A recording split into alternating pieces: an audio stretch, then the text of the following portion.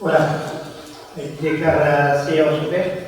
Alors, on me demande d'excuser d'abord Véronique Bernot, Charline Quinet et Bruno Huberti.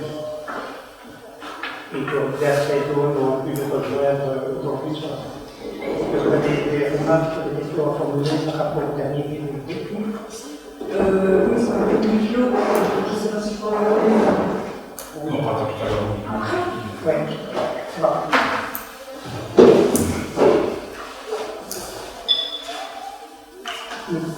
Le premier point, c'est l'approbation de location d'un immeuble entre les centre médical de Massogne. Dans le cadre du projet Maintien et développement de couverture médicale à Massogne. Donc, cette décision de mettre à disposition des locaux pour POSEC généralistes ici sur notre territoire, ça se passe dans le bâtiment ici en face. Donc les aménagements sont sur le point d'être terminés et donc on a bien attendu la fin de ces travaux pour pouvoir programmer l'entrée de prise de location. Puisque finalement, on a bien essayé de patienter quelque peu. Avec la Covid, les travaux ont pris un peu plus de retard que ce qui était programmé initialement. Et donc, ici, c'est le projet de convention pour mise à disposition de ces locaux-là à la hauteur médicale de la Somme. Il y a 3 cabinets qui sont programmés pour recevoir des médecins, plus un autre local pour des besoins, commission médicale, peut-être qu'il est ou à Paris, on verra. Et alors, un secrétariat également. Et à l'étage, pour ceux qui connaissent le bâtiment, il y a une salle de réunion. Le prix qui est proposé, c'est 700 €. Et les 3 premières années sont comprises dedans à 700 € les charges. À partir de la 3e année et en moins, là, il y aura la prise en charge par les SBL concernés. Pour permettre à la SBL de pouvoir se développer ici les 3 ans à venir, j'espère bien, même pas dans les 3 ans, ou dans les mois à venir, j'espère bien que tous ces locaux-là seront occupés par les médecins généralistes. Donc on a bien vu ici pendant la période du Covid, de la pandémie, l'importance d'avoir les médecins à disposition. Et donc c'est un investissement que la commune consent pour répondre à des besoins. Le prix est très important au niveau de la santé de notre population. Est-ce que par rapport à la convention, vous avez des remarques? Oui. Dans l'article 3, vous indiquez le bail conclu pour une durée de minimum 5 ans tacitement prend effet. Donc vous avez tacitement reconduit, je pense qu'il y a une petite copie, même dans un an.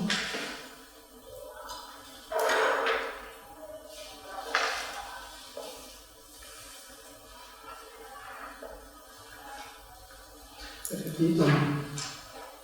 Et alors dans l'affectation justement par rapport aux locaux qui pourraient être utilisés par d'autres prestataires, Oui. Comment va se dérouler justement l'attribution de ce cabinet? Ce sera la SBL qui va décider qui à toi, entre guillemets, avec un horaire, j'imagine.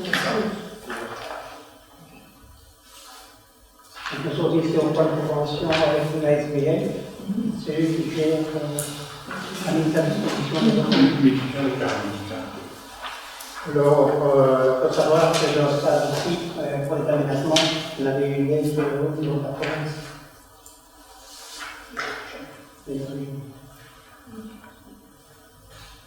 À part l'article 16, le 17, licencié et le code.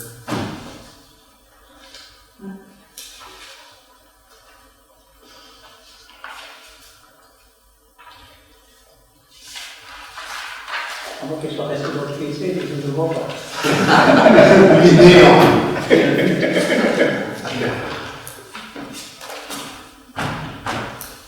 D'autres remarques?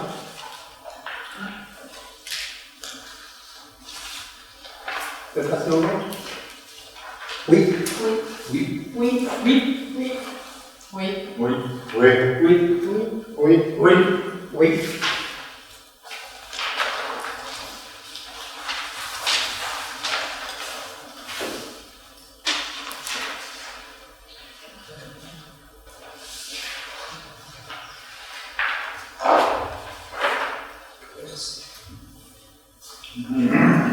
Donc, achat des parcelles appartenant à la famille Noise. Au lieu dit d'être éclusé. Il faut savoir qu'il y a plusieurs familles. Naturellement, c'était une parcelle communale et elle avait été vendue à la famille Noise. Et donc, comme nous avons déjà une parcelle à côté, juste à côté, c'était pour ceux qui connaissent la Somme, c'est à côté de l'ancien terrain de football de la Somme. Donc quand vous redescendez sur Masbourg, il y a un petit sentier là qui va à gauche et on arrive vraiment à l'arrière de la rue des Poussières. Et donc là, nous avions une parcelle qui jouxtait la parcelle vendue à la famille Noise. Et donc, après discussion au sein du collège, moi j'en ai parlé au conseil d'administration de la famille Noise, qui a donné son accord pour vendre la parcelle à la commune de la Somme. Ça a été entériné par le conseil d'administration de la famille Noise, ça a été également entériné par l'Assemblée générale de la famille Noise, et donc ici c'est la dernière étape. Et comme vous avez vu, si je me rappelle bien, c'était 135 000 pour un hectare 3. Et donc c'était très très très intéressant pour la commune, parce que là maintenant, on a combien? Un hectare, combien, Charles? 30, 30. Un hectare 40 plus un hectare 30. Et donc là, naturellement, c'est très très intéressant pour la commune de racheter cela. Maintenant, ça va faire un bloc. Maintenant, la destination de ce terrain, là nous venons ensemble sur une fera, mais ça semble intéressant. Et le prix nous semble aussi être un prix correct. Et donc voilà, du côté de la Pellevoise, tout est OK, car on arrive chez vous, devant le conseil communal, voir un peu quelle est la position du conseil. Je ne sais pas s'il y a des questions posées concernant cette parcelle. Il y avait la réputation, il y avait ça dépasse. C'est une zone à partir, et donc là, la destination future, on le verra ensemble. Moi, je pense alors que la parcelle de pas pour acheter, c'est un peu prématuré de parler de la destination de la parcelle, si même vous comme nous, nous savons que ce sera naturellement construit dessus. Une petite précision dans la proposition de décision, il y a marqué un terrain privé communal. Pourquoi privé? Privé, parce que c'est le domaine privé de la commune, ce n'est pas dans le domaine public. Voilà. Il y a voirie, Et- C'est la différence quand le grand public a accès librement, alors c'est un bien public.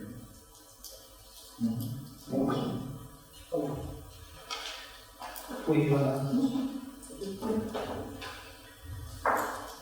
Pas trop mal. Pas sur le vote? Oui. Oui. Oui. Oui. Oui. Oui. Oui. Oui. Oui. Oui. Ouais, 3. Donc, c'est la transformation et l'extension de compétences sportives de Fourrière. L'approbation des conditions, c'est une ratification. Parce que le dossier est entré. Oui. Je crois que vous avez pris connaissance du dossier. Donc, il y a longtemps qu'on parle de ce dossier, de ce dossier d'agrandissement. Il y a eu quelques retards, malheureusement, à cause du Covid et du confinement des entreprises et aussi des services administratifs et publics. Et donc voilà, le dossier a été rentré avant le 1er septembre, date de la modification de l'octroi des subsides de la part des Frasco. Donc ce dossier-là sera toujours traité de l'ancienne façon, parce que les conditions sont changées à partir du 1er septembre. Nous avons rencontré les architectes d'Infrasport, avec d'autres architectes, le premier agent technique en chef et autres. Ils avaient demandé quelques modifications qui ont été réalisées. Le dossier est rentré et donc là, pour le plus en conseil communal, je ne sais pas si vous avez des questions. Ça s'appelle un complexe sportif. Là, on n'est pas, justement, hein, sur les thèmes, on n'est pas d'accord. Moi, j'appelle pas ça un contexte sportif, mais je reviendrai sur tes déclarations. Mais comme c'est pas papier, tu as relevé simplement toi. Je vais revenir sur tes déclarations à Télélux où on a appris qu'il y avait des pourparlers qui existaient entre les Oui, mais pas le complexe actuel. Ici, c'est le complexe. Après, on parle de ce que tu veux. Hein. Mais ça a à voir avec ça. Ah, ça, c'est toujours avec les anciennes conditions d'octroi. C'est dans le cadre de l'extension de la buvette aussi, je dois te poser la question. Donc voilà, tu as fait une interview à Télélux où tu as dit qu'il y avait des pourparlers avec la commune de Télin pour un projet commun, à savoir la création d'un nouveau complexe sportif. Et en regardant un petit peu, si on regarde là, si on regarde la Somme, on prend le milieu, on arrive dans Saint-Pierre.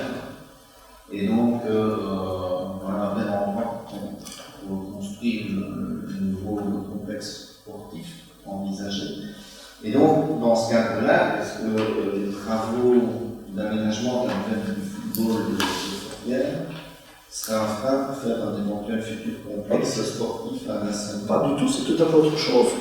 Et si j'ai été intervenu par Télélux, c'est parce que j'avais interpellé le ministre tout à la maison et j'avais interpellé le ministre justement pour ça. Il faut bien savoir qu'à partir du 1er septembre, pour que le dossier soit classé, le dossier de demande de subsides d'infrasport soit traité prioritairement, il doit absolument être un dossier, si tu veux, intercommunal, donc pour au moins, qui concerne au moins 2 communes, interrégionales, par exemple national Rochefort, et même interpays, par exemple entre Sedan et Bouillon, par exemple. Et donc à ce moment-là, si ce dossier-là est prioritaire, donc le plafond, le montant du subside, il est de 50%. Si on parvient un jour à réaliser un complexe sportif sur la commune de Nation, quel que soit l'endroit, il y a peut-être aussi des terrains. Non, j'en sais rien. Parce que je le sais, mais bon, quel que soit l'endroit, ben, il est évident qu'on n'aura pas d'autre choix de construire un omnisport pour la commune de Nation et une autre commune. Et donc, j'ai eu plusieurs contacts avec le bourgmestre de Télin. Il faut savoir qu'à Télin, leur complexe, pour ça comme ça, ou un omnisport, mais qui est plus petit, beaucoup plus petit que le nôtre, il est ce qu'il est aussi. Il a une cinquantaine d'années, donc il y a énormément d'activités sportives qu'on ne sait pas réaliser à la soirée, qu'on doit les réaliser, qu'on doit les pratiquer soit à Tenbrel, à Saint-Hubert, à Libramont, parce que notre omnisport ne correspond plus aux dimensions requises pour des matchs de football en salle, des divisions supérieures et tout ça, et les autres aussi pour des matchs de volley et tout ça. Donc je pense que à l'avenir, on aura d'autres choix que de surveiller, parce qu'on ne va pas conserver encore un vitam aeternam au omnisport qui devient vétus. Il y a des travaux à réaliser qui ne répondent plus aux normes actuelles. Je pense qu'on aura d'autres choix que d'essayer de s'allier avec une commune voisine pour avoir une aide quand même substantielle, qui n'est plus celle d'avant, une aide substantielle d'infrastructure. Et donc là, il y a déjà eu des contacts avec le Télin, il y en aura encore d'autres qui auront lieu dans les jours à venir. Et donc, si on peut construire le hall omnisport, ce sera le hall omnisport pour les deux. Je ne sais pas, les gens de Forêt entendent, je ne sais pas si ces personnes-là qui fréquentent le complexe aujourd'hui vont rigoler en entendant rigoler de leur salle, dont ils sont si fiers. Mais donc. Je ne parle pas de la salle, moi je trouve qu'il faut des infrastructures adaptées, modernes, qui répondent aux normes. Ça c'est clair, tu te parles de ça. Mais appelle ça comme tu veux, quand nous, on a rénové cette salle-là qui était près de terrain de football, il faut savoir qu'on foutait, qu'on mettait dehors 3 clubs sportifs de l'entité qui pratiquaient leur activité à l'école, à l'ancienne école des tracts, on appelait ça, et à la rue de la Ramée, du jour au lendemain, on les a mis dehors. On a eu d'autres choix, et encore bien que moi j'habitais des années juste en face, parce que j'habitais en face du terrain de foot de Forrières, et que j'ai repensé à ce bâtiment-là, qu'on a modernisé, qu'on a rénové, et depuis lors, au moins ces peuples-là peuvent continuer à pratiquer leurs activités sur la commune. Autrement, certains déjà voulaient partir à l'heure. Donc, on en parle comme on veut, c'est pas un problème. Mais même si un jour, en tout cas, c'est mon vue le plus cher, on construit un hall sport au sein de notre commune, la zone littéraire, par exemple, je pense quelque part qu'aujourd'hui, le complexe de notre zone, il est full-time. On ne sait plus rien mettre dedans, au contraire, on doit refuser des demandes de location. Et donc, je pense que c'est ce hall-là qu'on dispose pour 2 communes. Donc, il va recevoir des activités sportives de 2 communes. Je pense qu'il aura toute son utilité, et je pense que le complexe sportif de Fourrière, tel que moi je l'appelle, il a son utilité, même si un jour l'autre, je suis Fourrière, je ne sais rien. Mais ce qu'il y a, la question c'était est-ce que ça n'hypothèque pas? Pas du tout.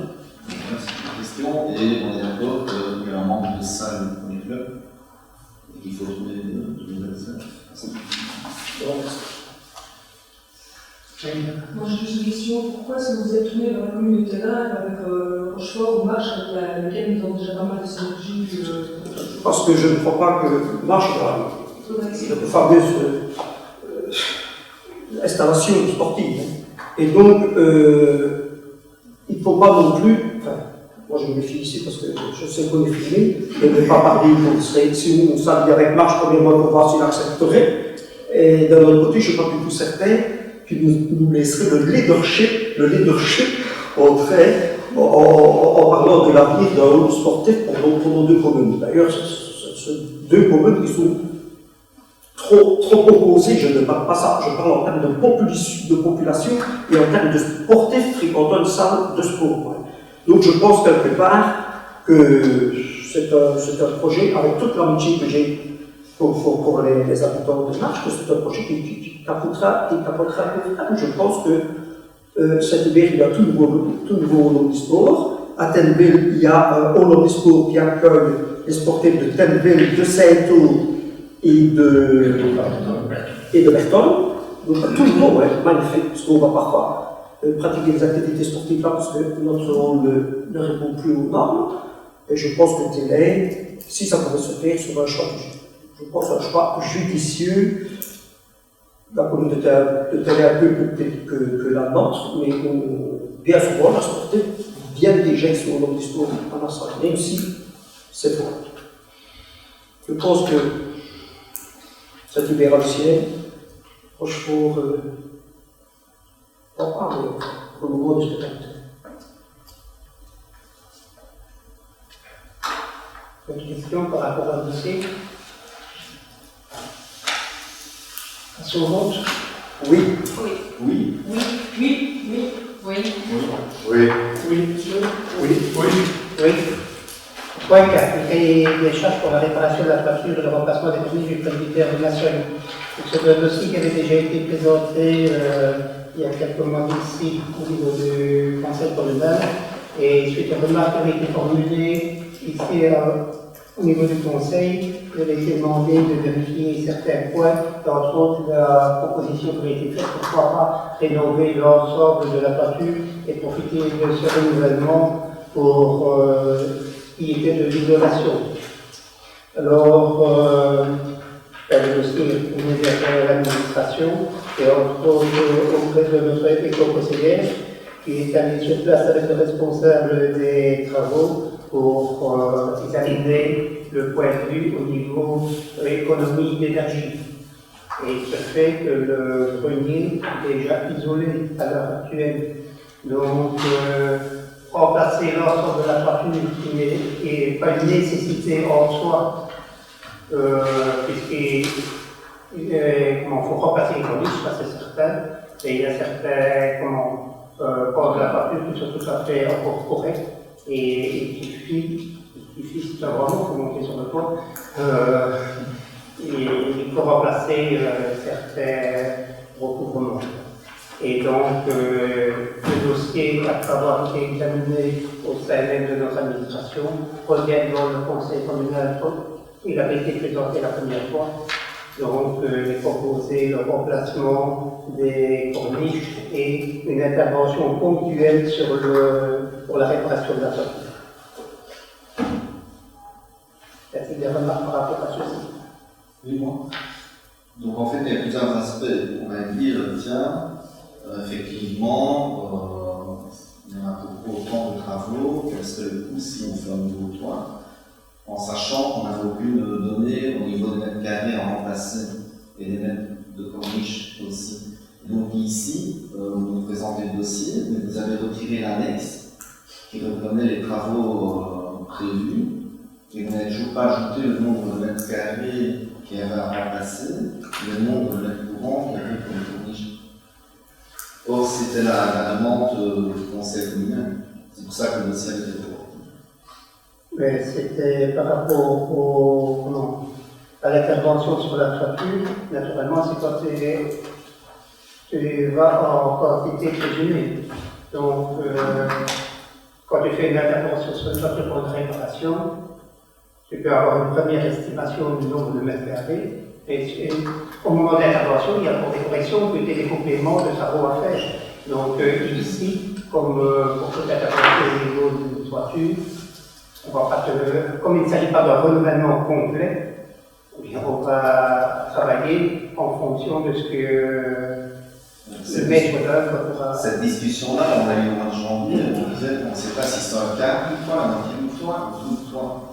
Il n'y a pas de toit à remplacer. Il n'y a pas de toit à remplacer. Il faut simplement démonter les corniches qui sont pourries, remettre de nouveaux chenaux. Et à ce moment-là, quand on remet de nouveaux chenaux, on enlève deux rangées de choses. D'aquas, ce sont des aquas, de belles petites aquas. Il n'y a pas de déchets, il n'y a rien. Tout est impeccable. Il y a juste un petit peu sur le garage, sur le côté, il y a quelques aquas qui ont tombé. Alors, ce qui est important aussi dans le cahier des charges, c'est qu'on va devoir rebaisser les cheminées. Dans le bâtiment, il y a 5 cheminées. C'est-à-dire, on a la chair, on a total ici, quoi. Alors, il faut absolument les rebaisser, parce qu'il y a des voisins de chaque côté, auxquels les voitures sont garées, demain après, il y a une cheminée qui va tomber, et on aura des gros dégâts. Parce qu'il y a une partie de bien ancienne, et encore plus à chaque fois. À Marseille, si on votait pas au mois de janvier, le bâtiment allait s'écouler dans les semaines qui suivent. Bon.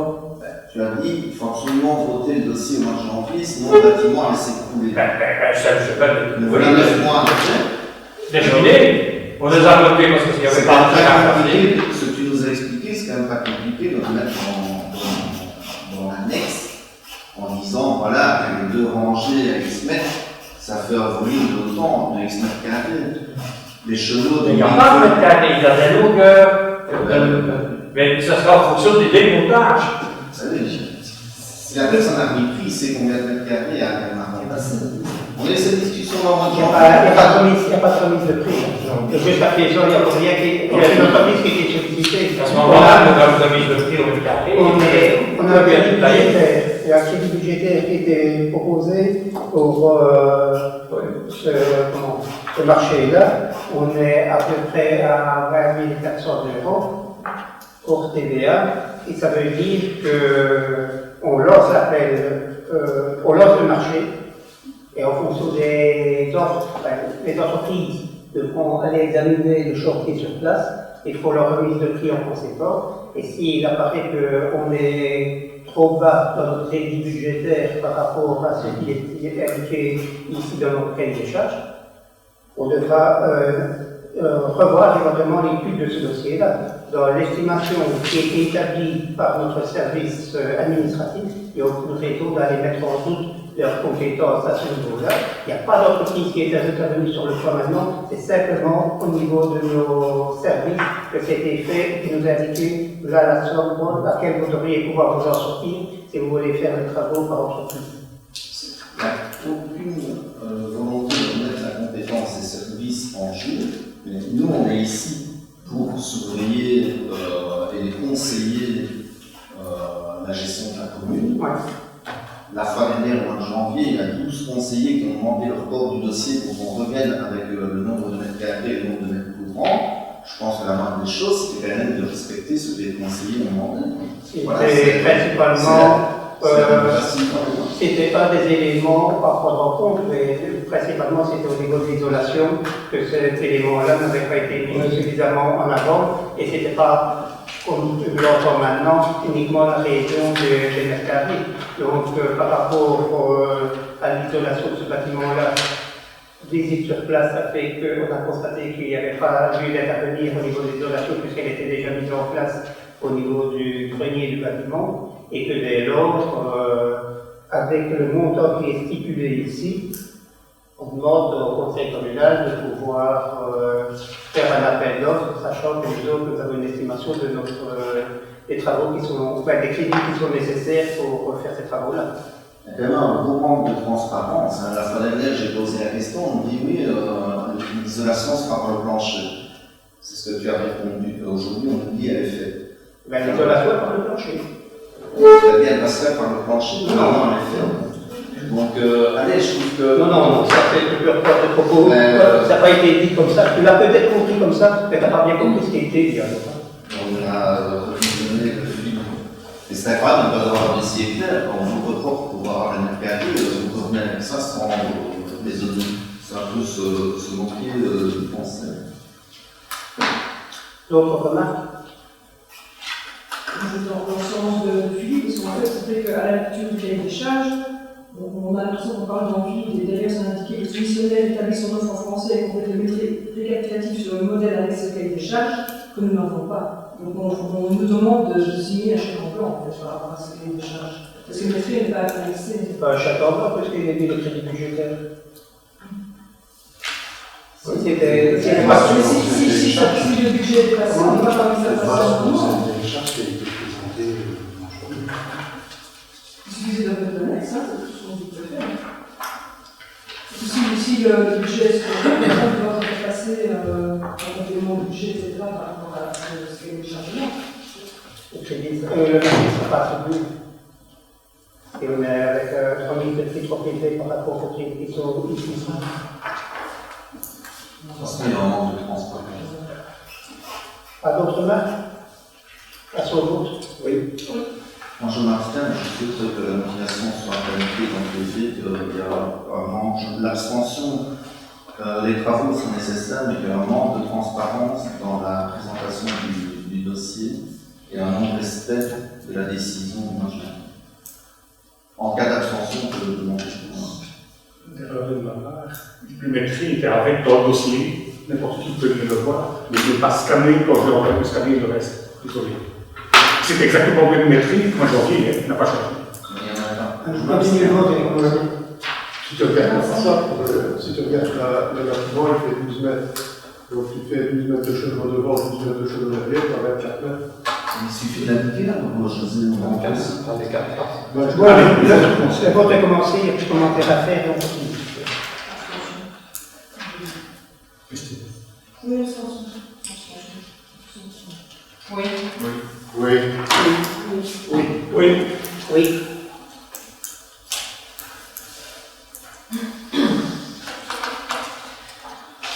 Vote de l'ancienne maison communale de Fourvière. Donc, c'est un dossier qui a déjà un certain historique, en ce sens que le comité d'acquisition des immeubles en 2002 avait déjà fait une remise de prix en indiquant que ce bâtiment pouvait être vendu pour 50 000 €. Après, il y a eu des négociations qui avaient été engagées avec différentes instances publiques pour pouvoir réaménager ce bâtiment-là. Et le coût d'intervention est apparu trop important pour pouvoir travailler par ce biais-là. On est revenu sur la décision donc, de mise en vente du bâtiment.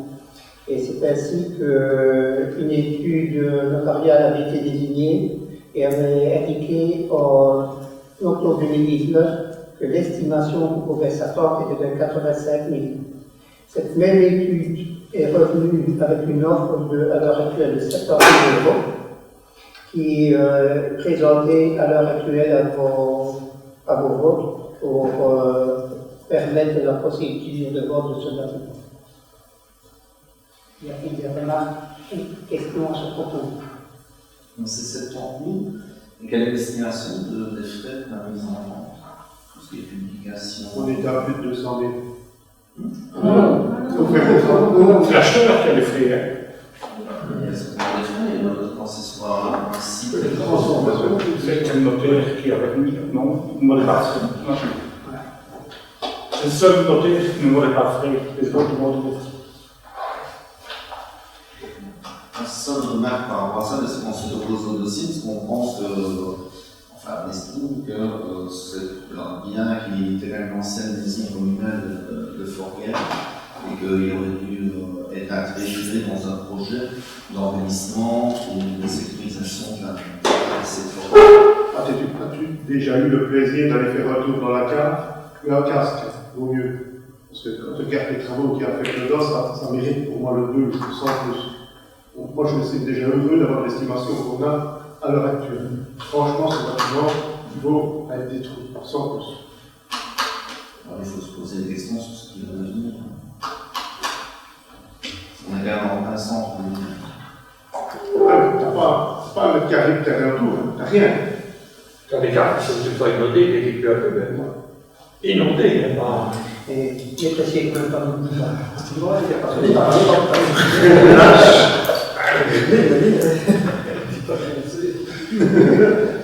On voit bien le niveau d'eau par rapport au niveau zéro. Bon, il y a quelques commentaires par rapport à la mise en œuvre de Pierre. Comme chef, on l'a déjà fait précédemment, on s'est dit simplement pourquoi laisser aller les bâtiments communaux à un tel point qu'au final on va s'en débarrasser. Pourquoi est-ce qu'on laisse aller à ce point-là en fait? Pourquoi est-ce qu'on n'a pas c'est une question qu'on se pose régulièrement, parce que voilà, finalement, on laisse aller des bâtiments communaux sur le patrimoine de la commune, pourquoi on les laisse aller dans des états après? Simplement comme l'école de Châteauneuf, comme plein d'autres bâtiments. Un maison en face de l'église informelle. Tu sais, la fusion des communes est intervenue en 1977. La logique aurait voulu que ce bâtiment n'avait plus d'intérêt public à ce moment-là, parce qu'il y avait une vocation de maison communale, c'était de le vendre. Quand on travaille avec les anciennes écoles, c'est exactement la même chose. Pour une nouvelle école, on doit vendre les anciens bâtiments directement et pas attendre que ça se détériore.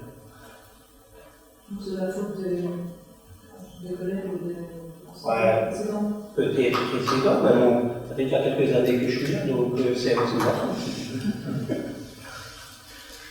La maison en face de l'église informelle, elle est achetée en année 2000. Ben voilà. Ça se vote? Oui. Oui. Non. Non. Non. Non. Oui. Oui. Oui. Oui. Oui.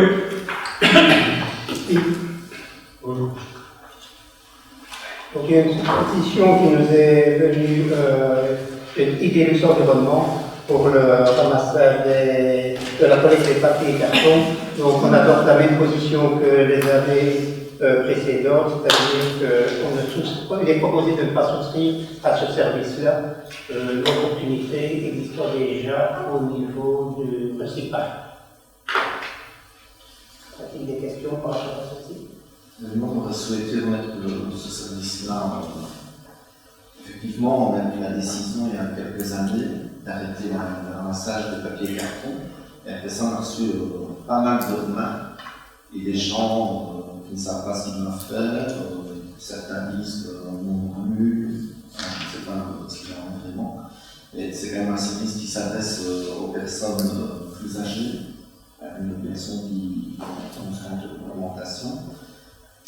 Collecte papier et carton, c'est encore un domaine qui rapporte de l'argent à l'Idélux indirectement aux communes, puisque s'il y a une globalisation au niveau intercommunal. Mais voilà, c'est quand même un service à la population. Et voilà, on aurait souhaité le remettre en. Alors pour ceux qui ont des problèmes pour se rendre au recyclage, l'opportunité existe de faire appel à nos services et de manière ponctuelle, pas générale, mais ponctuelle. Les services, les ouvriers vont rechercher les cartons ou autres déchets qui vont recycler et assurer le service. Donc, c'est peut-être plus un problème de communication de savoir ce qui peut être fait et sollicité au niveau des services communaux. Il faut savoir que cette particularité-là de rendre ce service aux personnes qui ont des difficultés pour se rendre au recyclage, il apparaît dans le flash info. Maintenant, ce que tout le monde lit, ou du moins regarde ce qui est dit dans le flash info, c'est aussi que parfois une difficulté parce qu'on a de temps en temps des remarques où on nous dit il faut être écrit. On leur dit vous pouvez aller lire dans le rattaché à fond, c'est indiqué. Mais bon, malheureusement, l'information est mise à disposition, mais n'est pas toujours captée par certaines personnes. Justement, par rapport à ce service qui est vendu aux citoyens, on trouve toujours qu'en fait, c'est le citoyen qui doit faire la démarche de contacter l'administration communale pour pouvoir bénéficier de ces services, alors que l'administration communale est là aussi pour rendre un service, je veux dire, de lui-même. Voilà. Et pourquoi est-ce que c'est toujours aux citoyens à faire la démarche de l'administration communale? Ils ont dû faire la même chose pour les masques, ils doivent faire la même chose pour les papiers de carton. Voilà, moi je trouve que c'est quand même relativement lourd finalement pour les citoyens. Donc, c'est une remarque comme cela. C'est lourd peut-être pour les citoyens, mais c'est lourd pour les finances communales. Et ça, oui, mais alors pourquoi ne pas organiser justement ce ramassage de papier carton lorsqu'on distribue le flash info? C'est pas un problème. Excuse-moi. Mais non, vous prenez bien, quand les outils communaux distribuent bien les flash info, non, les autres informations. Ça rien du tout. Quand on faisait le ramassage papier carton, c'était avec les camions de la commune, c'est pas aller ramasser, il y avait des paquets partout et on passait plusieurs fois. Ça veut dire que l'intercommunale nous demandait une redevance, ici ce serait de l'ordre de 6 000 et des euros, et en plus, il ne faisait que charger le conteneur qui était rempli par nos ouvriers communaux, près des garages communaux, il devait accrocher le conteneur, le mettre sur le camion et partir. C'est cher le service, hein, 6 000 euros. Donc, je trouve que le service proposé par l'intercommunal n'est pas du tout en adéquation avec l'investissement que les ouvriers communaux faisaient déjà à ce niveau-là. On le faisait 3 fois par an, c'était un coût énorme. Est-ce que vous avez des statistiques justement par rapport à ces citoyens qui font un peu le service communaux pour le message de carton? On est même habitué, tous les mois, on sait qu'on doit aller chez telle personne. Notre employé ouvrier qui fait ça, soit le vendredi, soit le lundi, en fonction des villages, c'est déjà tous les mois chez qui il doit aller. De temps en temps, il y a des personnes qui se rajoutent, mais il y a 20, 30 ménages qui le demandent, pas plus. Hein. C'est normal. Il y a une solidarité également qui existe avec les voisins qui prennent important par cabinet, finalement, ça nous le voisin. C'est ça. Maintenant, au niveau captage des papiers et cartons au niveau du conteneur, il est sur l'environnement, il y avait une diminution. Le fait qu'on n'ait pas ramassé les cartons, c'est pas pour ça qu'en volume et en tonnage, on avait moins au recyclage. Hein. Donc globalement, on avait tout autant. Mais le service et les citoyens l'amenaient eux-mêmes au niveau du parc plutôt que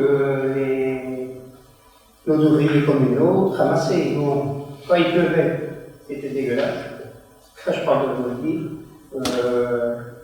tous ces papiers et cartons étaient trempés et il fallait que nos ouvriers prennent ramasser ces paquets-là, essayent de ne pas les... parce que ça devait être ficelé, essayez que ce ne soit pas, que le papier ne soit pas détérioré, parce qu'après il fallait encore le reprendre et le remettre dans le conteneur. Pour faire le dommage, il s'est limité à l'aspect budgétaire, enfin, sacrifice, impropriation. En fait, t'expliquais que c'est pas budgétaire, cette question. Bah si, on a parlé de ça. Non, c'était un des Moi, j'ai jamais vu. On vient. En général, les personnes âgées ne donnent pas. Je remarque qu'elles font toujours des paquets impeccables, bien ficelés. Il n'y a pas que les personnes âgées qui étaient au Ouais, si tu fais un service communal complet, ben, tout le monde veut mettre un paquet de personnes âgées. Alors maintenant, il y a un service pour les 30 personnes âgées qui le font. Franchement, ça c'est politique. Je pense que c'est politique, on est beaucoup de retours par rapport à ça. La commune rend le service à ceux qui en ont besoin. Sinon, si tu fais un service généralisé, ben, tu auras le jour de la collecte, c'est pas grave. C'est pas à ceux qui en ont besoin, c'est à ceux qui font appel au service communal, parce qu'en fait, la plupart des personnes font appel aux voisins, comme on disait tout à l'heure. C'est qui est entre les citoyens, encore préférable par rapport aux communes dans la commune. Solidarité des voisins, c'est encore au top de la solution. On propose déjà trop d'individualisme pour cette appropriation. Ils peuvent avoir un acte citoyen. Donc, ils sont solidaires, c'est vraiment que leur De toute façon, c'est notre rôle aussi de faire part des retours qu'on a reçus. Oui, non, je reconnais, mais parce que tu disais que c'était que la réponse était que budgétaire, mais elle n'est pas que budgétaire. L'organisationnel, le principe, c'est pas les 6 000 €, c'est pas ça la question. D'autres remarques à son vote? Oui. Non. Non. Abstention. Oui. Oui. Oui. Oui. Oui. Oui. Oui. Les comptes de fabrique maintenant. La fabrique de l'église d'Orly.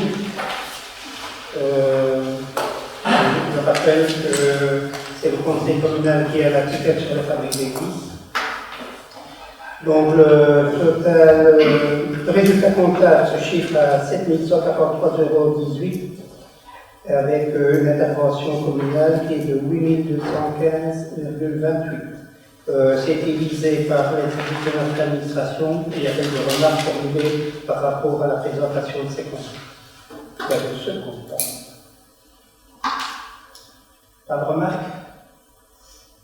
Moi j'avais une question mais par rapport, je veux dire, à tous les points sur la vie d'église, mais c'est probablement des questions. Pourquoi est-ce qu'on ne demande pas toujours la même chose? Vous demandez de joindre le prochain compte de revue de crédit du collègue, etc. D'une fabrique d'église à l'autre. Certaines le mettent d'office, d'autres pas. Pardon? Certaines le mettent des documents d'office, d'autres pas. C'est pour ça qu'on doit regarder certaines. Passer au vote? Oui. Oui. Oui. Oui. Oui. Oui. Oui. Oui. Oui. Oui. Oui. Oui.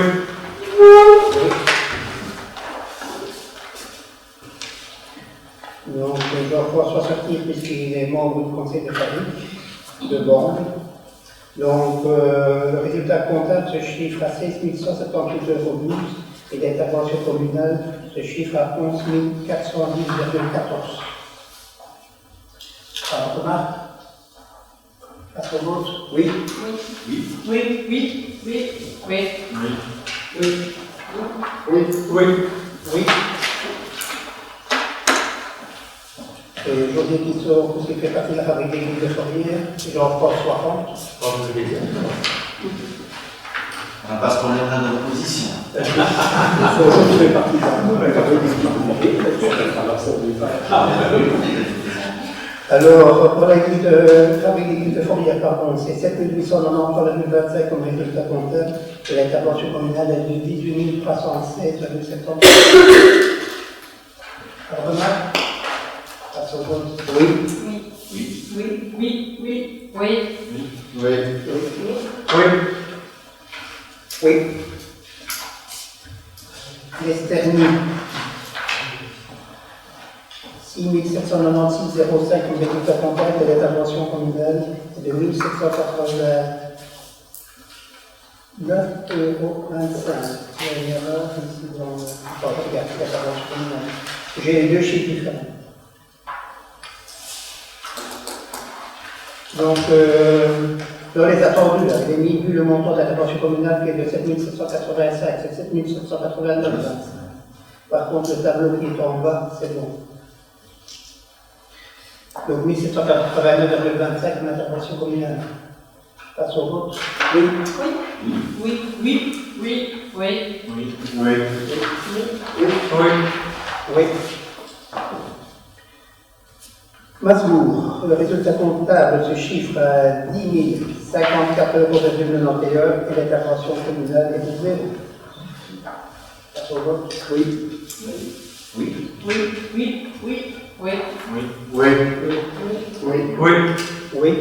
Alors au niveau de la somme, le résultat comptable est de 5 701,44 € et l'intervention communale est de 22 446,07 €. Passe au vote. Oui. Oui. Oui. Oui. Oui. Oui. Oui. Oui. Oui. Oui. Oui. Le point suivant, c'est l'ordonnance de police à propos du cours du masque d'abord des écoles.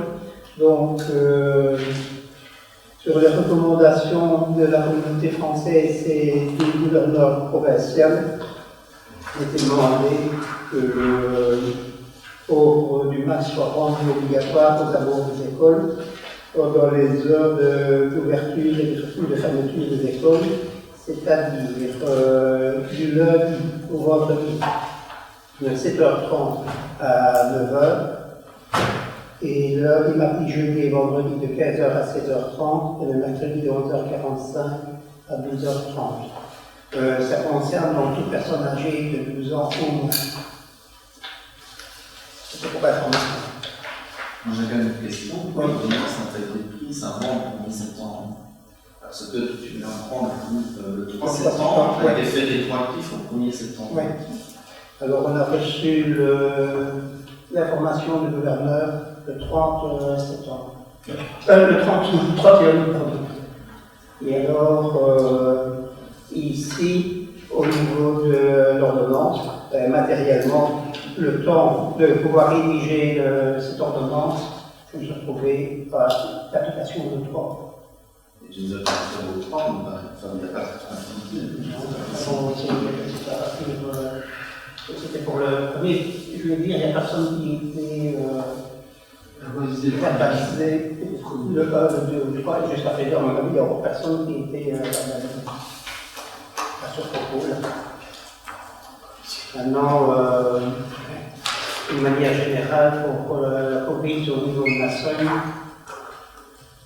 juillet et août, c'était relativement serein, je vais dire, 3 cas sur des jours différents. Ici, depuis le début septembre, 3 cas également, un cas le 7 septembre et 2 cas le 11 septembre. Si ça pouvait se poursuivre ainsi, je crois que c'est loin, mais on doit s'attendre néanmoins. Jusqu'à présent, après 15 jours de rentrée scolaire et après la reprise au niveau professionnel, on peut quand même se montrer confiant par rapport au cas qui est enregistré sur notre commune. Au vu que ça nous sur notre commune, pas la peine. Non.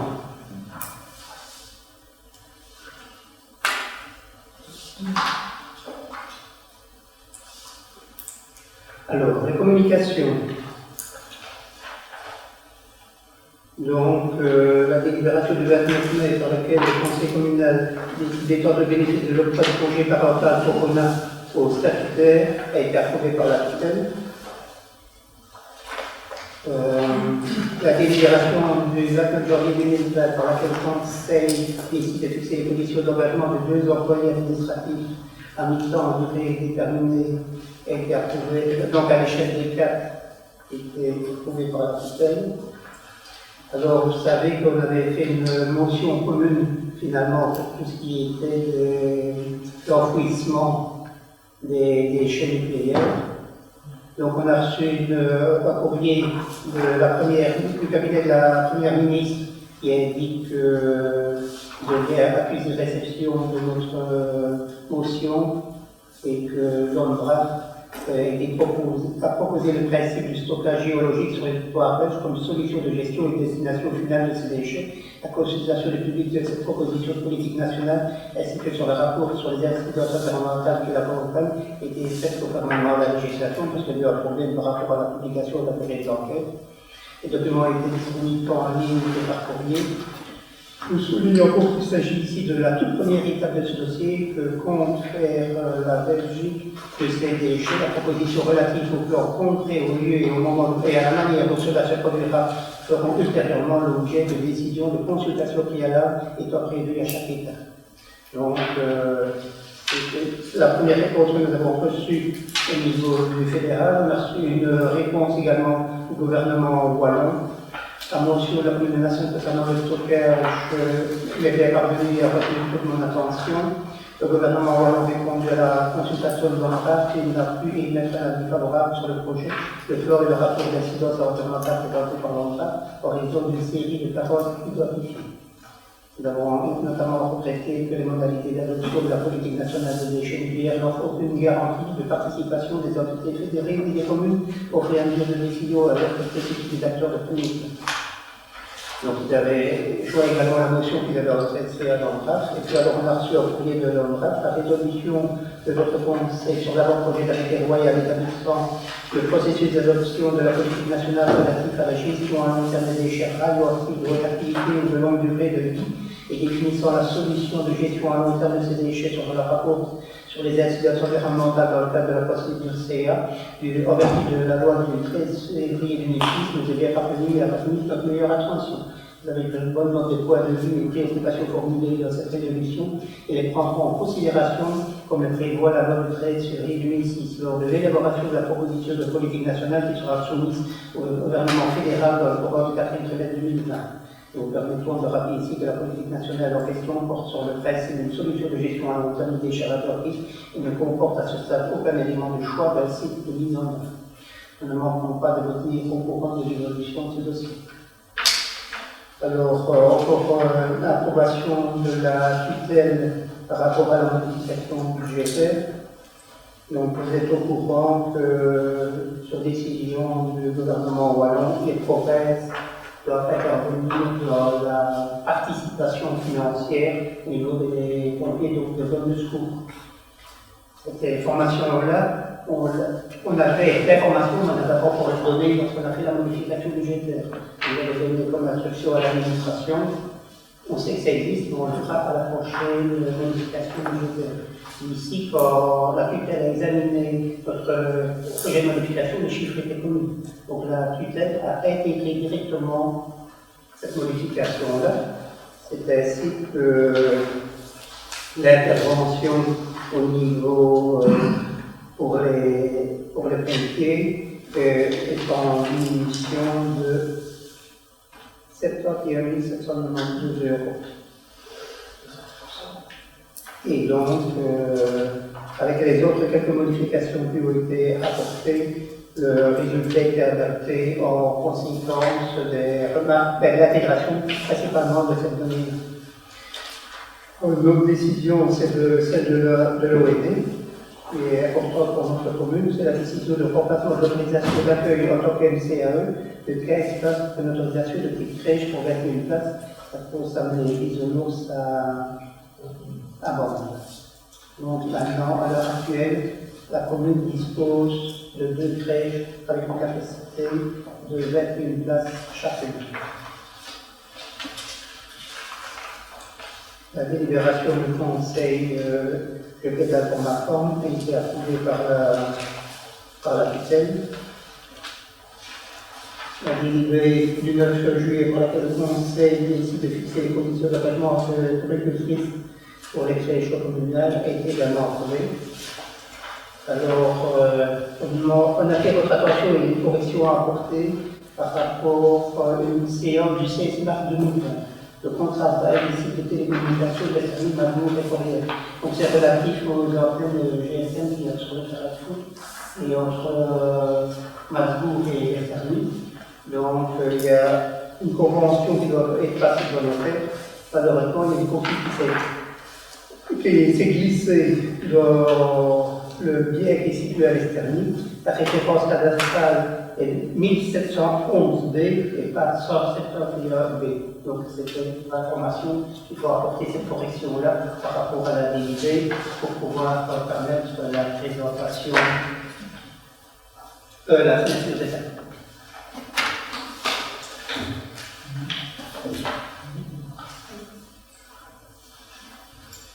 Question? Oui. Oui. Donc le 30 août, c'était la nuit européenne des chauves-souris, qui a pour but d'apprendre à connaître cet animal et de sensibiliser à sa protection, tandis que c'est une priorité stratégique, la sauvegarde de la chauve-souris. C'était repris dans le cadre de l'action du PST.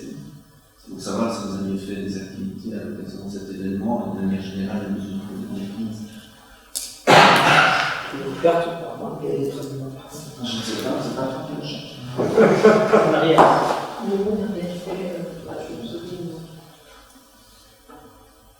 Alors j'avais une deuxième question, c'est le logement à destination des aînés. Donc on a pu lire que la commune et le CPS étaient associés avec la IS pour les logements qui vont être mis à disposition, enfin qui vont être construits, qui sont prochainement. Je n'ai pas pu étonner parce que lors des réunions préparatoires, il avait été dit que la IS devait respecter certains critères d'attribution qui ne peuvent pas en déroger. Et ici, il y aurait eu un accord pour pas ce serait des résidents de la Somme qui seraient prioritaires, donc c'est pour voir si c'était bien le cas.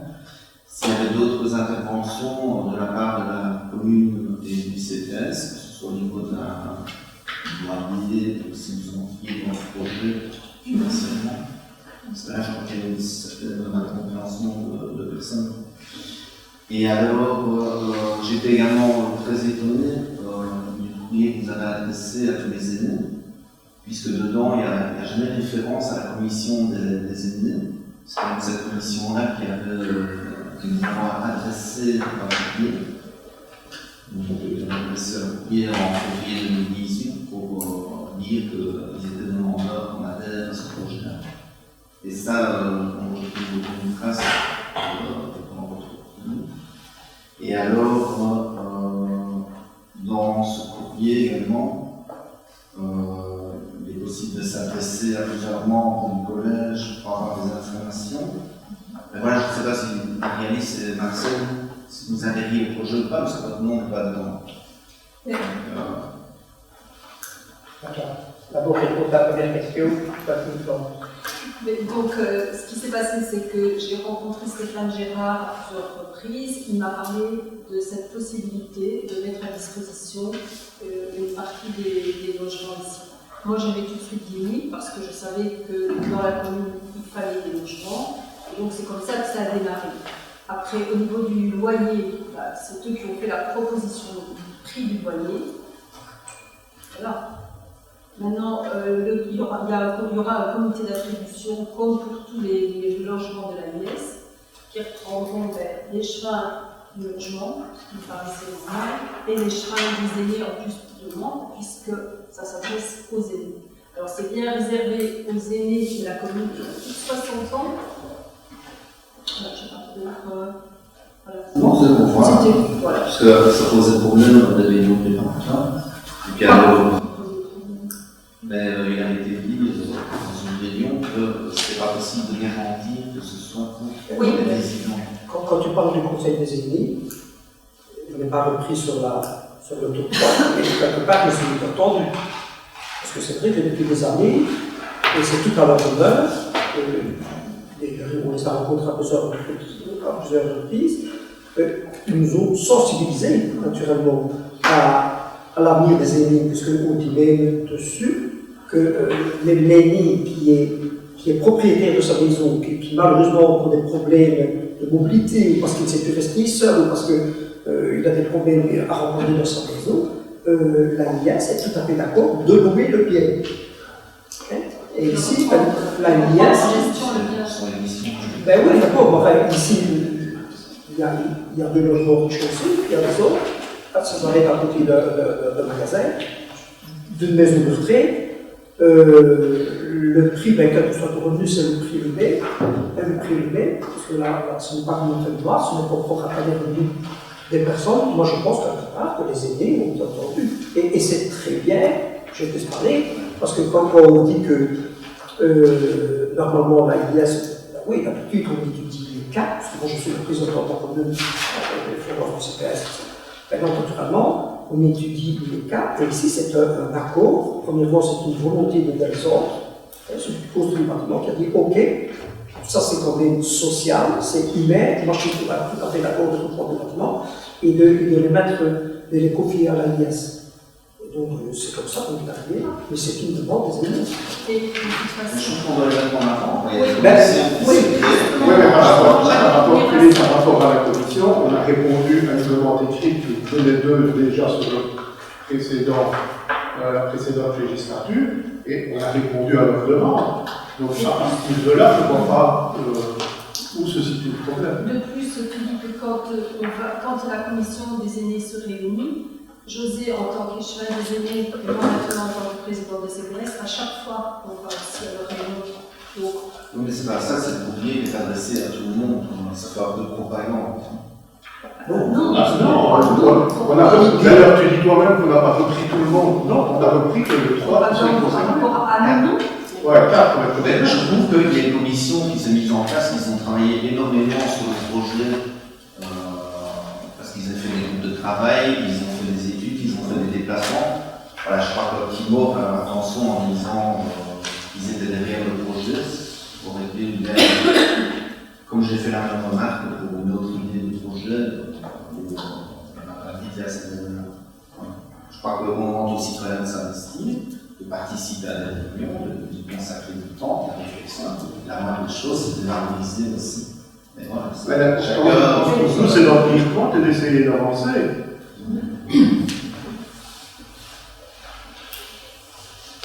Mais voilà, pour le reste du projet, c'est Bon, vous, par rapport à ce projet-là, pourquoi est-ce que les citoyens de la société salariée sur certains membres du collège et de nouveau par l'administration, le directeur général de l'administration communale, le directeur général de CPS, pour pouvoir bénéficier de logement? Parce que de toute façon, c'est ce que les gens font à chaque fois. Ils vont pas téléphoner au CPS, au directeur général ou à la commune. D'office, c'est soit le président du CPS, soit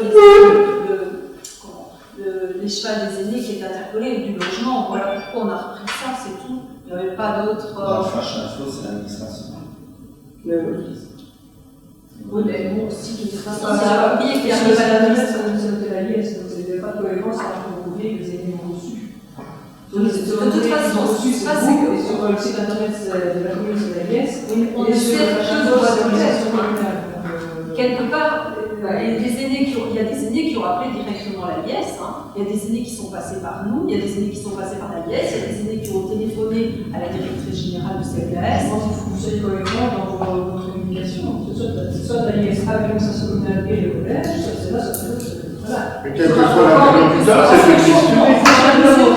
Dans le fond, de là qu'on regarde, dans cette recette de versions différentes. Il faut être cohérent, je suis désolée. Vous devez mettre chaque fois les trois. Par rapport à la liste qu'on a, je pense que ça n'a pas dû embêter grand monde d'appeler un ou l'autre. Parce que les personnes qui ont interpellé, voilà, ils ont interpellé un ou l'autre, ils ont eu une réponse. C'est une question de principe, c'est pas qui vous interpelle, c'est une question de principe. Vous devez être cohérent dans votre communication, tout simplement. C'est ça, je rentre pas de problème.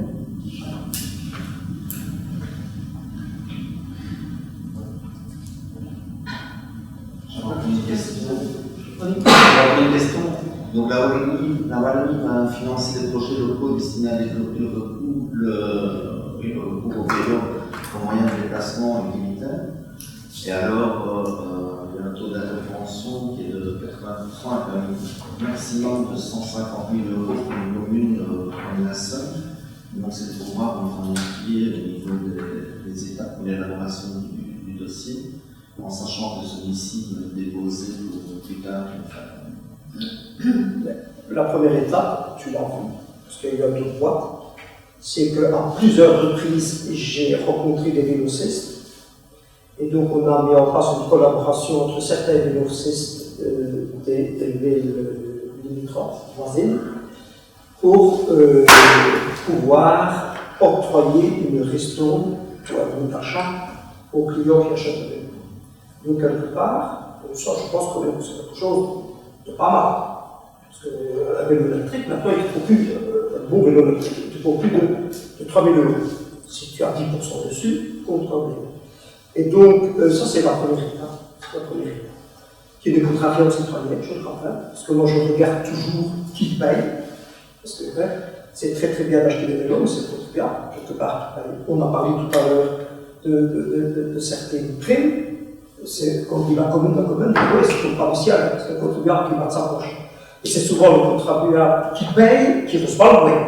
C'est tout à fait normal, puisque quelque part, quand tu octroies une prime quelconque pour le moyen de prime de la province, pour permettre aux jeunes de pratiquer du sport, 80 €, là je suis en train d'interner avec eux, parce que je souhaite obtenir les montants des revenus, c'est pour octroyer des primes. Donc, quelque part, c'est celui vraiment qui va payer le plus, qui aura moins. Alors qu'un enfant, jusqu'à preuve de contraire, n'a pas de revenu. Enfin, c'est une décision de la province, j'en parlerai avec eux, on verra. Et donc, ici, concernant la région wallonne, tu parles des vélos qui servent à se rendre au travail? C'est de l'aménagement. Ah oui. Ah ben ça, écoute, on est en train de regarder. J'ai déjà envoyé plusieurs courriels. J'ai reçu des réponses. Je saurais te donner beaucoup plus d'informations dans le prochain conseil communal. Parce que c'est quand même un subside important. Oui. Et une matière à faire, on va pouvoir suivre aussi. Je donnerai rapidement l'info, ou alors je l'entretien, comme j'ai fait pour mon film. Là, c'est la thème et la CDR, c'est qu'on, je suppose, qu'on vit ou. On a considéré pendant cette guerre, on parle beaucoup de mobilité douce, justement inter-village, ou même inter-commune. J'imagine que ce sera un projet qui va rentrer dans ce cadre-là aussi. On montrera mon brief quand même. Encore, je suis président du GAM, tu le sais, on a une réunion jeudi où on parlera de ça. Et je pense quelque part que le projet est loin d'être finalisé. Parce que bon, on n'est pas seul, il y a plusieurs partenaires, et donc dès que je pense que ce sera utile de le dire, je réfléchis. Mais ça rentre dans le projet pour la région, ce dont tu parles. Oui, entre autres. Il y aura plusieurs. Il y a le projet de la région Wallonne, mais il y a d'autres projets qui sont en cours d'élaboration. Mais celui de la région Wallonne. Région Wallonne, normalement, comme tu dis, sur tout le territoire évidemment. Et donc, on a regardé notre projet. Moi, j'ai déjà rencontré quelqu'un, en visioconférence, on a déjà eu une réunion. J'espère qu'on arrivera à le rencontrer physiquement. Et donc, dès que le projet sera mis, je ne vais pas te dire maintenant oui, parce qu'après, s'il y a des problèmes, non, mais ce qui serait bien, c'est que la CCATM, la CFDL, soit consultée. On verra. Et moi, si je suis invité à la CCATM, c'est toujours un plaisir que je me retrouve. Je voudrais préciser deux choses. La démarche qu'André a initiée au niveau de la ristourne, moi je l'ai testé, j'ai su le courrier, j'avais un vélo à acheter, tout ça, ça fonctionne, c'est un très beau geste commercial sur Rochefort et j'imagine sur Match. Et j'ai également vu un dossier ASBL Femmes Cyclisme, un truc du genre, qui sort un cahier de charge pour lequel il y a des tronçons on va dire de Ravel, de travaux qui sont réalisés sur la Somme, Match, Sommeuse, je ne sais plus, des Rochefort, Match et puis une sixième commune. Et donc ça rentre aussi dans tout ce qui est mobilité douce. Je crois que les tronçons que j'ai vus, il y en a deux sur la Somme. Il y en a un qui fait la jonction entre Arsin et Agen. Ouais.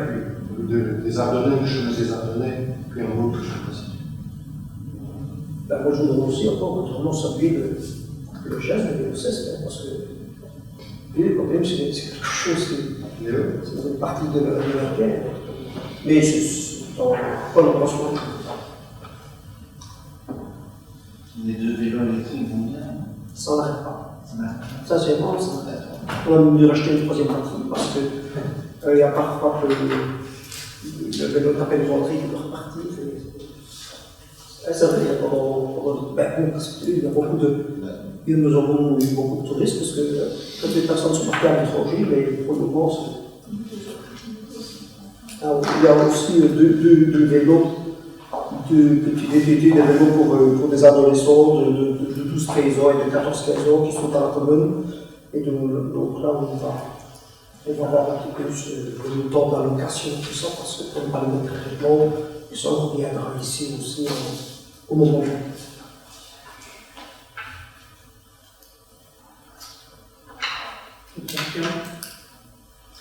Alors, on va passer à la deuxième phase du conseil, c'est l'interpellation citoyenne.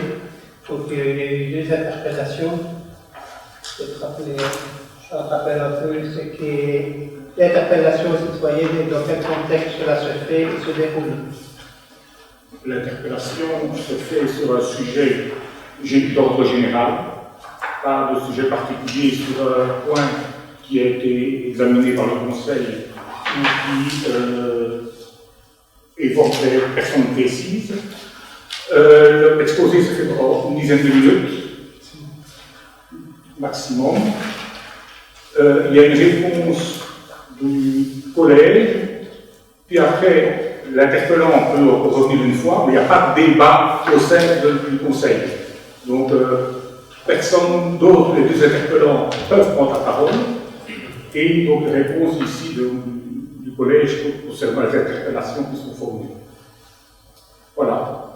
Alors, il y a une première interpellation de M. Yves Collignon qui est relative à une proposition de motion visant à s'engager en faveur d'un service citoyen en Belgique. Donc, il nous donne l'opportunité de pouvoir présenter l'objet de son interpellation. Je vous remercie, monsieur le Président,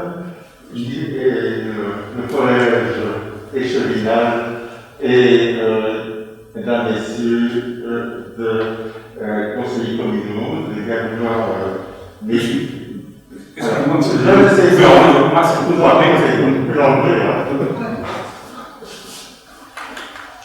il y a quelques jours, maintenant, j'ai entendu à la radio qu'il y avait une carte blanche qui était envoyée chez Vivaldi. C'est un projet qui est pour le moment presque bordé. Ils sont en réanimation. Mais les 7 partis sont prêts à accepter un service citoyen au niveau fédéral. En fait, parmi les signataires, il y a la fameuse plateforme pour le service citoyen dont je vous parle. La plateforme, qu'est-ce que c'est? C'est une ASBL belge, qui est née en 2007. Vous entendez bien parce qu'il y a un écho terrible ici. Elle œuvre en totale indépendance politique, philosophique ou communautaire. Elle est autonome. Elle est aujourd'hui une organisation de référence en matière de services citoyens en Belgique. Elle coordonne tous les opérateurs belges concernant le service citoyen. Alors, le but pourquoi je vous parle, c'est parce que le service citoyen est un programme qui propose aux jeunes, donc ça veut dire les jeunes aussi de la commune de la Somme, de tous les horizons, de s'engager dans des projets utiles à la collectivité, de s'y engager durant 6 mois là, et ceci soit individuellement ou en équipe, tout en bénéficiant d'un programme de formation, d'une indemnité, d'une assurance, d'une reconnaissance. Durant ces 6 mois, ça fait 6 mois, le jeune, la jeune de 18 à 25 ans. Je sais qu'on peut accepter jusqu'à 30 ans. Suite du lundi au jeudi une émission, le vendredi une formation. Il a un statut de volontaire et reçoit donc la plateforme une indemnité de 10 € par jour et de 100 € maximum pour ses frais de déplacement. Ces indemnités sont cumulables avec d'éventuelles indemnités de chômage ou toute autre source de revenus, CPAS, allocation familiale, aide au logement, etc. Donc, il s'agit d'un programme d'acquisition de compétences sociales, professionnelles et citoyennes qui se font par expérience, le vivre ensemble et connaissance des institutions démocratiques. En fait, la plateforme s'adresse aux représentants des pouvoirs locaux, des communes, pour qu'elles s'engagent à soutenir ce service citoyen pour tous les jeunes. L'intérêt pour les jeunes dans un service citoyen, c'est par exemple une mission en faveur du bien commun, des formations en lien avec la citoyenneté, des rencontres multiculturelles et des chantiers thématiques aide aux personnes âgées, handicapées, précarisées, protection de l'environnement, etc. Alors, ce que je vous demande, c'est qu'il faudra bien étudier, mais comment faire pour la commune? Elle doit s'engager à soutenir, c'est-à-dire à signer la charte où la commune s'engage, la Somme. J'avais reçu, je pense, une dizaine de pages avec la charte, parce que c'est assez long, il faut vraiment la lire en détail. Faire connaître le service citoyen. Donc, par exemple, Flash Info, le site internet de la commune, placement d'affiches aux valves communales ou dans l'espace public, distribution de flyers dans les centres culturels, la bibliothèque de CPAS. Ensuite, accueillir pour les jeunes un service citoyen.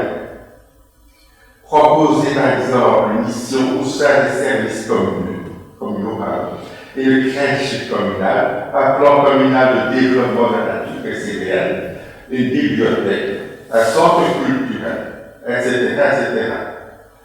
Et cela doit toujours se situer dans le domaine du bien commun. Est-ce qu'il faudrait financer ce service citoyen? Je vous donne des exemples. La commune soutient une promotion de jeunes au service citoyen en finançant du port des t-shirts. Et nous serons, ça coûterait 500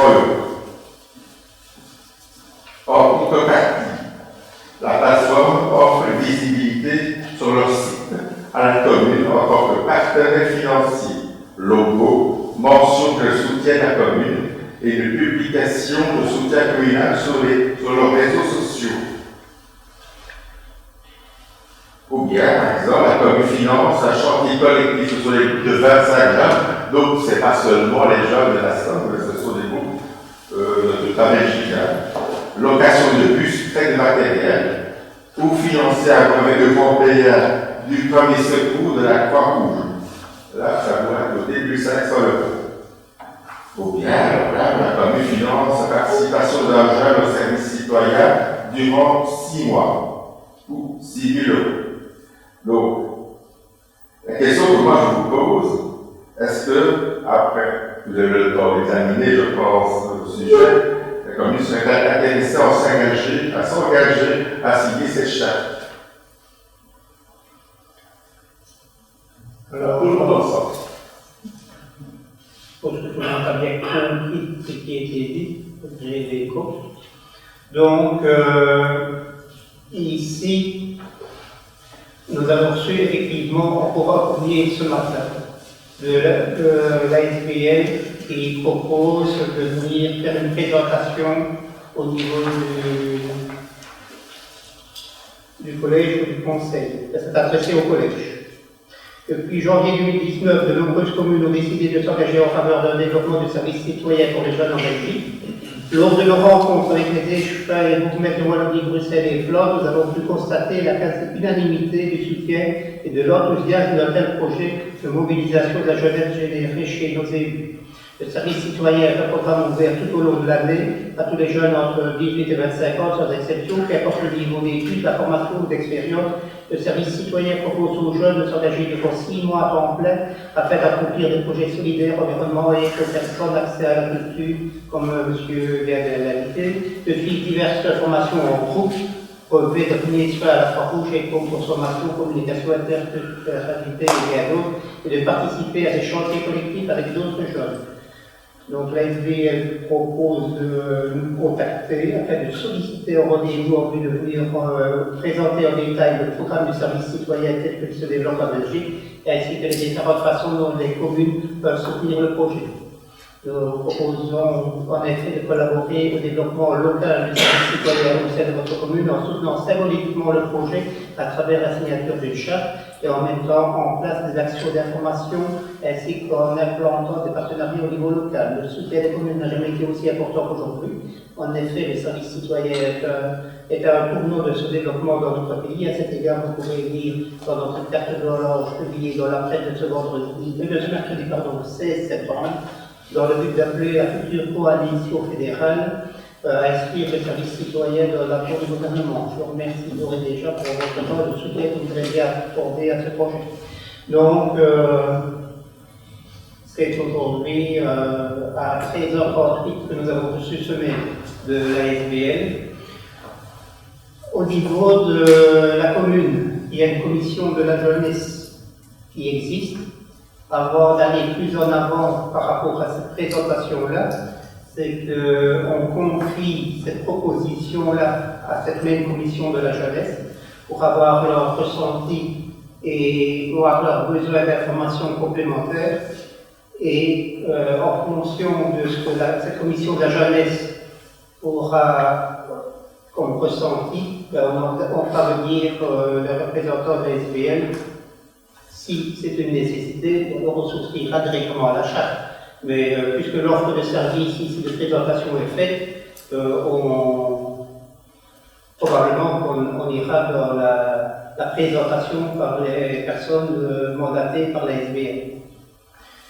Voilà tout ce que je peux dire à l'heure actuelle au niveau de la jeunesse.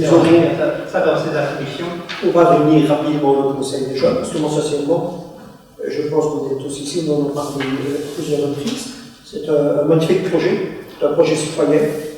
Et quelque part, c'est vrai que nos jeunes aujourd'hui, puisqu'il n'y a plus de service rien du tout, donc il y a véritablement.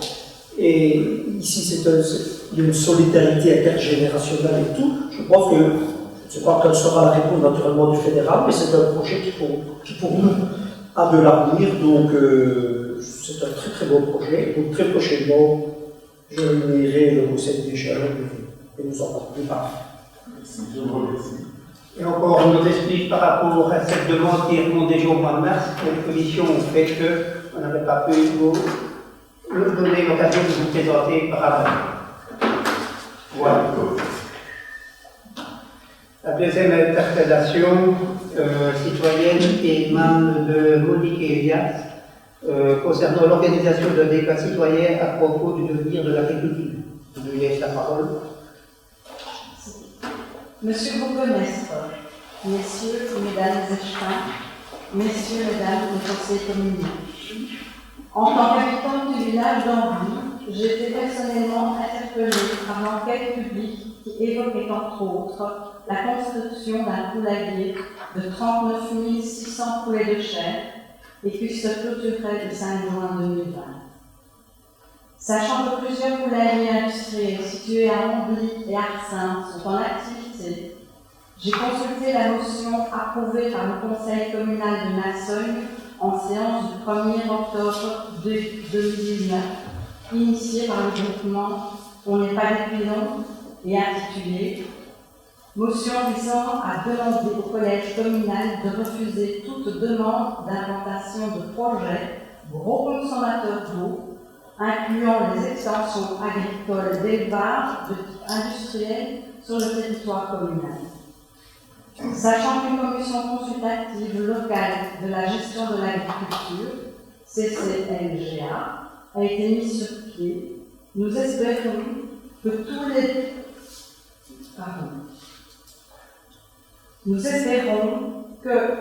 tous les moyens financiers et humains l'accompagnent. Celle-ci a déjà reçu des conférenciers et j'ai le regret que ces conférences n'étaient pas ouvertes au public. Sachant que la volonté de M. Borsu, ministre de l'Agriculture et de l'Aménagement du territoire, est d'orienter le secteur agricole vers un système alimentaire durable et circulaire qui prendra également en considération les objectifs du Green Deal européen.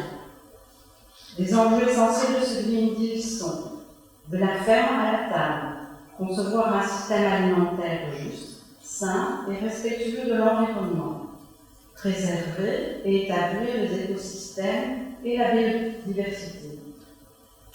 Une ambition zéro pollution pour un environnement exempt de substances toxiques. Ma démarche ne vise pas à ne défendre que le cadre de vie des habitants d'Ambly et de ses environs, mais bien de m'interroger sur les actions mises en place pour le développement en région Wallonne d'une agriculture durable, respectueuse de l'environnement et des êtres vivants. Ne croyez pas que je sois indifférente à l'avenir de nos agriculteurs qui risquent de se retrouver pieds et poings liés à des lobbies extrêmement puissants et dont les bénéfices qu'ils font miroiter se révéleront ici, d'ici peu, n'être que miroirs aux adultes. Tous les éléments préalablement évoqués me poussent à exercer mon droit d'interpellation au Conseil communal, et la question que je vous pose est la suivante. Pouvez-vous nous éclairer sur l'organisation d'un débat citoyen comme décrit et voté dans la motion du 1er octobre 2019 ? Merci. Alors, par rapport à cette interpellation, C'est vrai qu'il y a eu 2 réunions qui se sont tenues en présence des représentants de la commission consultative de l'aménagement du territoire et de la commission de l'agriculture et des représentants du conseil communal. Cette présentation a été enregistrée et la présentation a pu en être faite sur le site de la commune. Il est vrai que ça n'a pas été une conférence ou une consultation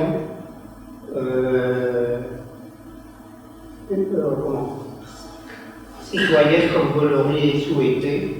Il faut savoir qu'une consultation citoyenne, d'après la législation, répond à certains prescrits légaux. Donc la mise en place d'une telle interpellation, ce n'est pas une simple conférence donnée de manière tout à fait libre. Donc à l'issue de ces 2 présentations-là est arrivée la Covid. Et la commission de l'agriculture n'a pas encore eu l'occasion de se réunir à ce propos-là. Donc l'idée, après ces 2 conférences, c'est que la balle revienne vers la commission de l'agriculture. La commission de l'agriculture était de recueillir son avis pour procéder à cette consultation. Donc, vous ouvrez une parenthèse par rapport à le travail de ces commissions. Ici, au mois de septembre, il y a eu la commission de développement rural de la CCATM qui s'est déjà tenue, 2 instances qui sont encadrées d'une manière plus conséquente par la FROI, donc la Fondation rurale de Wallonie. Et les autres commissions sont plus indépendantes. Et j'espère qu'ici, au courant du mois d'octobre, on va pouvoir réunir de nouveau les commissions, que ce soit agricole, forestière, de la jeunesse, ou peut-être même des aînés. Et c'est en fonction de cette perspective-là qu'on reviendra. Le sujet sera mis, cette interpellation aussi, et également l'interpellation qui émane du Conseil du 1er octobre 2019, qui être de nouveau devant la commission agricole. Un point que je voudrais être soulevé par rapport à votre interpellation, c'est qu'il y a une matière régionale et pas une matière locale. Donc si vous voulez changer les leviers, c'est au niveau du gouvernement ou du Parlement wallon, si vous devez faire votre interpellation. Moi je peux vous entendre au niveau des interpellations, mais quand vous avez des avis qui nous reviennent par projet de dossier, les fonctionnaires peuvent mettre leur avis en fonction de la législation wallonne. Si les avis sont favorables au niveau de la législation wallonne, le collège entérine les propositions qui sont faites. Si l'avis est négatif, on entérine aussi l'avis et on refuse le projet. Donc, l'idée, c'est qu'on peut organiser cette réunion en fonction des modalités qui seront définies par la commission agricole, mais ce n'est pas au niveau local qu'on va faire la révolution. Ce sera au niveau régional et la région applique la politique européenne en la matière. Voilà. Oui. Oui, il faut y aller. Alors, je suis très étonnée de votre réaction et quelque part de votre argumentation, parce qu'en votant la motion, déjà le fait que la consultation était inscrite dans cette motion, elle devait déjà être quelque part acceptée en tant que telle. La motion demandait également à ce que vous rendiez un avis défavorable à tout projet gros consommateur d'eau. Et moi, à mon sens, il apparaît que vous ne recherchez absolument pas à remplir vos devoirs envers la démocratie et le respect du vote du conseil communal. Et qu'il me semble que vous accordez bien peu d'importance à l'avenir à court et à long terme de notre écosystème, qui a déjà été fragilisé par des sécheresses répétitives que nous subissons depuis plusieurs années.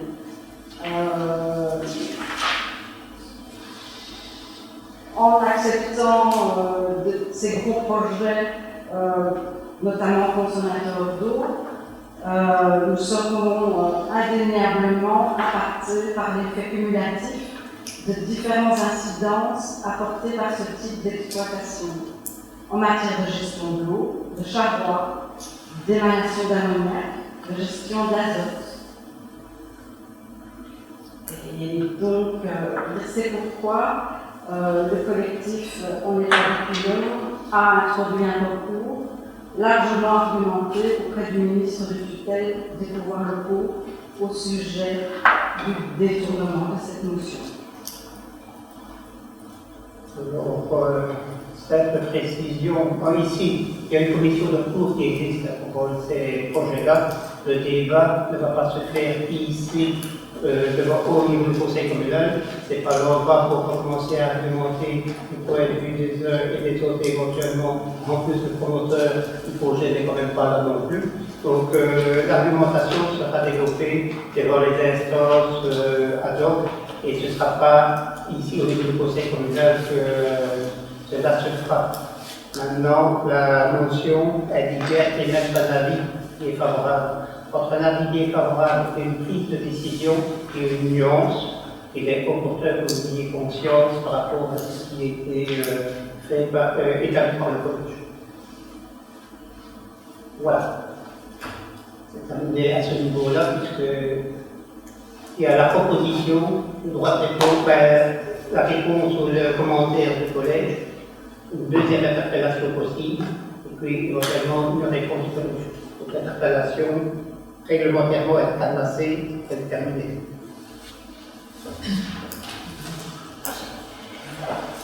La séance publique est terminée. Merci de votre présence. Bonne soirée.